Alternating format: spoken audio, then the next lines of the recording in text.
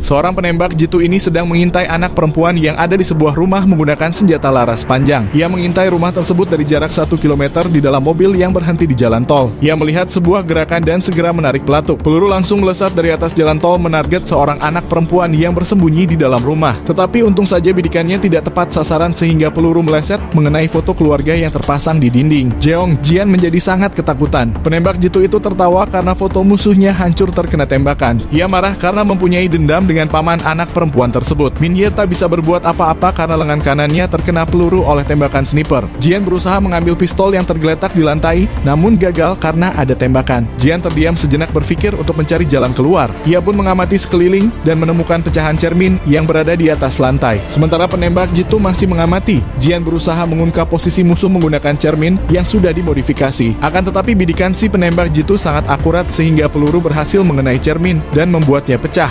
Sementara penembak jitu masih mengamati, Jian berusaha mengungkap posisi musuh menggunakan cermin yang sudah dimodifikasi. Akan tetapi bidikan si penembak jitu sangat akurat sehingga peluru berhasil mengenai cermin dan membuatnya pecah. Jian mencoba lagi dan mengarahkan cermin agak ke atas. Si penembak jitu menarik pelatuk, namun tembakannya kini meleset tidak mengenai cermin. Jian pun menjadi paham arah dari mana datangnya peluru dan suara tembakan berasal dari tempat sangat jauh. Jian kemudian naik ke atas kulkas mencoba untuk melompat ke bagian seberang di dalam rumah. Akan tetapi penembak jitu mengetahui rencana yang akan ia lakukan. Jian pun nekat melompat diikuti oleh tembakan sniper dari penembak jitu. Peluru hampir mengenainya, untung ia berhasil melompat. Jian berusaha mengambil pistol yang ada di bawah dan ia pun menggulingkan sofa tersebut. Rupanya di bawah tersimpan senjata sniper lengkap dengan peluru. Sementara penembak jitu masih mengisi peluru, Jian fokus membidik ke arahnya. Saat ia sadar, Jian sudah melesatkan tembakan namun masih meleset dan menghancurkan kaca dari mobil tempat persembunyian.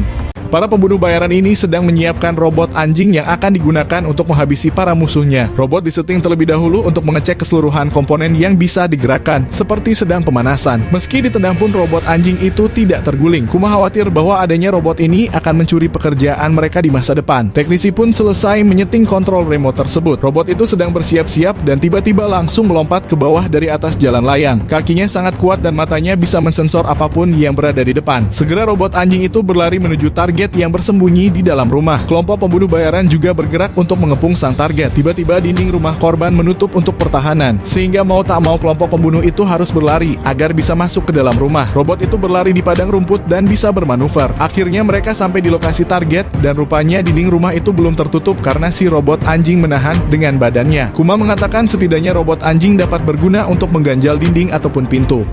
Dua anak muda ini merasakan guncangan dahsyat saat berada di dalam rumah. Mereka pun melihat ke bagian luar dan betapa kagetnya saat mengetahui pagar rumahnya telah dirobohkan. Tak diketahui siapa pelakunya, namun tiba-tiba saja sebuah drone muncul langsung menembaki anak muda itu secara membabi buta. Mereka tiarap agar tidak terkena tembakan, ternyata kaca rumah mereka tidak pecah sama sekali karena anti peluru. Anak laki-laki itu mencoba menelpon bantuan namun tidak ada sinyal sama sekali. Mereka pun berdiri lalu berlari kabur lewat belakang rumah. Saat membuka pintu malah ada drone yang lebih besar menembakinya. Untung saja pintu rumah terbuat dari besi anti peluru. Mereka bahkan terkejut karena masih selamat tanpa luka sedikit pun. Saat mereka mengecek sekeliling rumah, para drone tersebut tiba-tiba menjadi tak bergerak. Drone itu terlihat sedang menunggu sebuah komando. Dan benar saja salah satu drone langsung melemparkan beberapa buah bom pada kaca rumah. Tak butuh waktu lama bom itu aktif dan meledak serentak sehingga kaca rumah menjadi pecah berkeping-keping.